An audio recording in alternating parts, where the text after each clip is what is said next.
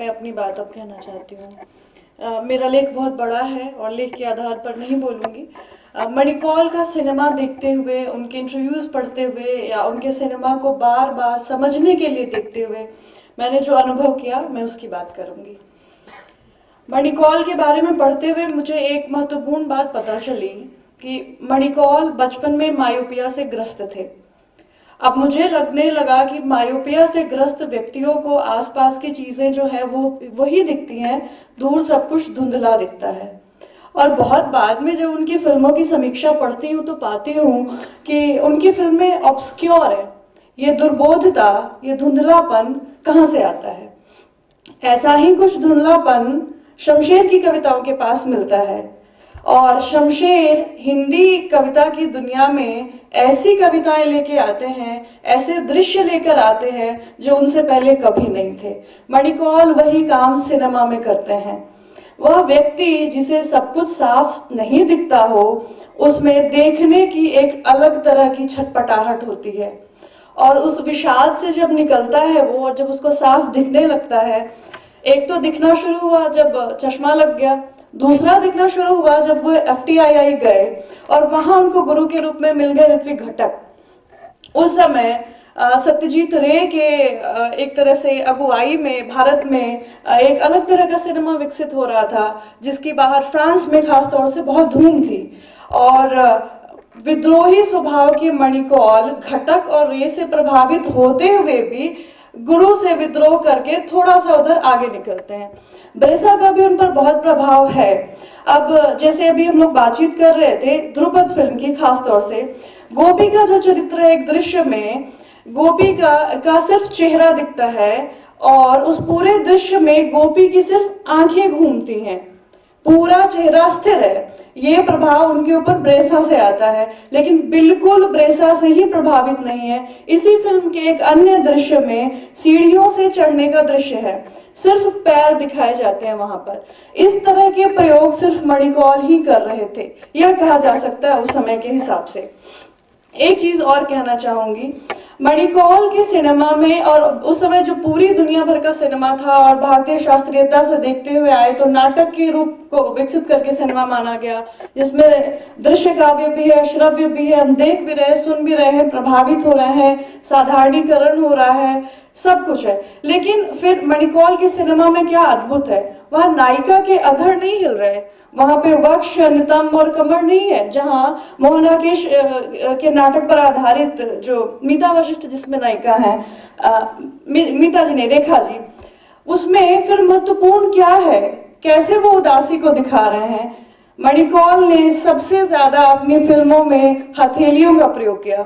उसकी रोटी फिल्म में बार बार हथेलियां दिखती हैं, और उसकी रोटी उनकी पहली फिल्म थी, और उसकी रोटी पर बहुत आरोप लगे कि ये तो महा बोरिंग और उबाऊ, ये तो पैरेलल से भी महा पैरेलल है, इसको देख के तो समीक्षक भी ऊब जाए, ऐसी फिल्म है। लेकिन उसकी रोटी को जब आप देखते हैं थोड़े धैर्य के साथ, जीवन सभी सुंदर चीजों के लिए हमसे थोड़ा धैर्य मांगता है। फूल अपने समय पर खिलता है, सूरज भी भोर के बाद ही अपना प्रकाश लेकर आता है। सुंदर सिनेमा भी समय मांगता है। सुंदरता से मेरा मतलब ये नहीं है कि उसमें बहुत फूल है और बहुत खुशबू है और हीरोइन बहुत खूबसूरत है। सुंदरता से मेरा मतलब है दृश्य की समझ। उदयन वाजपेयी जी से बातचीत में अभेद आकाश में एक जगह कहते हैं कि फिल्मकार तो बहुत हैं, लेकिन दर्शक के पास देखने की वो समझ नहीं है। ऐसे दर्शक चाहिए। ऐसे दर्शक तब भी थोड़े बहुत जरूर थे, और पश्चिम में तो थे ही, और अपने यहाँ भी ऐसे लोग थे। अब ऋत्विक घटक ने 2 डॉक्यूमेंट्रीज बिहार सरकार के लिए बनाई थी। 2 महीना आदिवासियों के बीच में रहे थे वो, उसका भी उनके ऊपर प्रभाव पड़ा। वो कहते थे कि जिनके लिए हम सिनेमा बना रहे हैं, हम वहां जाकर रहें, उस परिवेश को समझें, उनके जीवन को जानें और फिर उस सिनेमा को बनाएं। तो पहली चीज जो मैं मणिकौल में सबसे अलग मानती हूँ, वो कहीं ना कहीं मैं मानती हूँ कि वो सिनेमा को उस तरह से बरतते हैं जैसे शमशेर अपनी कविताओं में उदासी को, चुप्पी को और चुप्पियों के बीच की जो जगह है उसको बरत रहे थे। दूसरी चीज, हम बार बार भारतीय परंपरा में भी कहा जाता है कि ध्वनियां नष्ट नहीं होती हैं, लेकिन ध्वनियां सिर्फ बोलने, उच्चरित करने से नहीं होती हैं। अनेक ऐसी ध्वनियां हैं जो विद्यमान है परिवेश में, और अनेक ऐसी ध्वनियां हैं जो हमारे भीतर होती हैं। मेरी बेटी एक स्पेशल चाइल्ड है, तो उन बच्चों की दुनिया अलग होती है। जब डॉक्टर्स कहते हैं कि उनको सेंसरी इनपुट ज्यादा मिल रहा है या कम मिल रहा है और वो डिस्टर्ब हो रहे हैं, वो कैसे डिस्टर्ब हो रहे हैं, उनसे तो कोई बात नहीं कर रहा। हमारा ब्रेन, हमारे स्पाइनल कॉर्ड, हमारे जो रिसेप्टर्स हैं, सब शरीर को कुछ ना कुछ कमांड देते रहते हैं। तो ध्वनियां सब जगह हैं, भले वो हम सुने नहीं। और सुनने का काम, जब हम सिनेमा देखते हैं तो सुनने का काम सिर्फ हमारी कान नहीं करते, हम आंखों से भी सुनते हैं, हम देख कर भी समझते हैं। तो इसको जो अशोक जी ने अपने वक्तव्य में कहा शुरुआत में कि शास्त्रीयता उन्होंने की जो परंपरा थी मणिकौल ने उसको बनाई, मुझे लगता है नहीं, उन्होंने विद्रोह किया। उन्होंने जो प्रचलित शास्त्रीयता थी उसको तोड़ा, और जो पैरेलल सिनेमा में भी एक खांचा सा बन रहा था उन्होंने उसको भी तोड़ा, और अपने सिनेमा बनाने के पैटर्न को भी उन्होंने तोड़ा। मीर जी से जब बात हो रही थी तो हम लोग ये बात कर रहे थे कि जो सिंग साउंड उस समय बहुत महंगा था। तो और जब आषाढ़ का एक दिन वो बना रहे थे और मोहन राकेश से एक बातचीत में वो कहते हैं कि जो उदासी है या जो प्रतीक्षा है, मुझे उस प्रतीक्षा को दिखाना है। प्रतीक्षा का कोई तय समय नहीं है कि वो 1 मिनट का होगा, 1 घंटे का होगा या आजीवन होगा। तो प्रतीक्षा के लिए क्या ध्वनि हो, प्रतीक्षा को कैसे व्यक्त किया जाए। तो जब इस फिल्म की शूटिंग हो रही थी तो सारे डायलॉग्स और दृश्यों के पीछे की जो ध्वनियां हैं वो प्री शूट किए गए।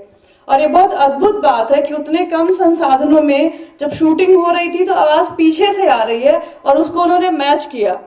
ये बहुत कम संसाधनों में और ऐसा प्रयोग करके दिखाना, ये जीनियस फिल्म मेकर्स ही कर सकते हैं। उस समय उनके सिनेमा को, मैं भी कहूंगी, जब मैं टाइम्स ऑफ इंडिया में जॉब कर रही थी तो मुझे देखनी थी इनकी कुछ फिल्में एक आर्टिकल के संदर्भ में। और जब मैंने दुविधा देखी तो मुझे लगा अरे मेरा तो संडे खराब हो गया, ये मतलब क्या देखा है मैंने, मैं इसको फिर से देखूंगी। क्योंकि मुझे समझना है, जब मैं दुविधा देख रही थी तो उसमें कई दृश्य हैं जहां पर मेरे हिसाब से जो मुझे फीडिंग मिलती रही थी बचपन से सिनेमा की, मुझे लगता था कि इस दृश्य में तो हीरो को गुस्से से चीखना था, पत्नी के ऊपर चिल्लाना था, अरे थप्पड़ ही मार देता। अच्छा, एक दृश्य है जहां पर उसकी पत्नी को पता चलता है कि उसका प्रेमी तो दरअसल भूत है। तो इन दृश्यों में मुझे लगता था कि एक आवेग, एक आवेश, एक चीख, एक ध्वनि क्यों नहीं है। दोबारा तिबारा जब इस सिनेमा को मैंने देखा तब समझ में आया कि चीख तो आंखों में है, वो मुझ में सुनने की, समझने की शायद वो दृष्टिबोध नहीं थी, जो धीरे धीरे विकसित हुई। तो अभी के समय में मणिकौल पर अलग तरह से काम हो रहा है। अब उनको देखने की, समझने की दृष्टि हमें विकसित हो रही है, और एक बहुत सुंदर और अच्छी बात है। मीर जी ने एक और बात कही थी, स्पेस की बात वो करते हैं। मणिकौल बार बार कहते हैं स्वभाव, और मैं अपने वैयक्तिक स्पेस में ले जाना चाहता हूं या वहां पर रचता हूं। अब ये वैयक्तिक स्पेस जो है, फिर से भारतीय शास्त्रीयता की बात करूंगी क्योंकि वो पढ़ाती रहती हूँ मैं, तो वहां जब जाते हैं तो वहां पर भी मानते हैं कि जो एक बार हो चुका है वो खंडित या नष्ट नहीं होगा। उस स्पेस में जाकर और फिर से कुछ रचना। इसी प्रभाव की भी बात करूंगी तो जब अज्ञेय की कविता है केश कंबली जब उस दृश्य में आकर और वीणा बजाते हैं और जितने लोग वहां उपस्थित हैं सब पर उसका अलग अलग प्रभाव होता है। तो कहीं ना कहीं जो ग्रहण करने की शक्ति है, ग्राह्यता है, उस पर भी बहुत कुछ डिपेंड करेगा कि फिल्मकार जो कहना चाहता है वो ठीक से संप्रेषित हो पाया है नहीं। संप्रेषित अगर नहीं भी हो पाया है सबको, तो भी अगर एक दर्शक भी उसको समझता है तो वो फिल्म सफल है। हम सफलता को इस तरह से देखते हैं। अब एक अंतिम बात कहना चाहूंगी ध्रुपद फिल्म के संदर्भ में। ध्रुपद में एक दृश्य है, आरंभिक दृश्य है, जहां पर टागर साहब बैठे हुए हैं, रुद्र वीणा है और पीछे भोर का समय है, केसरिया उजास सा है और बिलास खान तोड़ी गा रहे हैं। बिलास खान तोड़ी मियां तानसेन के सुपुत्र जो बिलास खान थे, जिनको रिकॉग्नाइज किया जाता है कि एक तरह से हिंदुस्तानी संगीत को उन्होंने ही शुरू किया। तो बिलास खान जी से बिलास खान तोड़ी शुरू होती है और वो हमको ले जा रहे हैं बहुत पीछे की परंपरा में, और उसी दृश्य में सामने सूर्य उग रहा है, वीणा बज रही है और डागर साहब बैठे हुए हैं, डागर साहब के ऊपर ही वो डॉक्यूमेंट्री भी है। तो शुरू में देखने पर समझ नहीं आता, लेकिन उस दृश्य को देखने, उसको पीने, उसको बूझने की सलाहियत थोड़ा समय, थोड़ा धैर्य, थोड़ी प्रतीक्षा मांगती है। और मुझे लगता है कि मणिकौल के पूरे सिनेमा का मूल जो है तत्व वो है प्रतीक्षा और उसको समझने की इच्छा। धन्यवाद।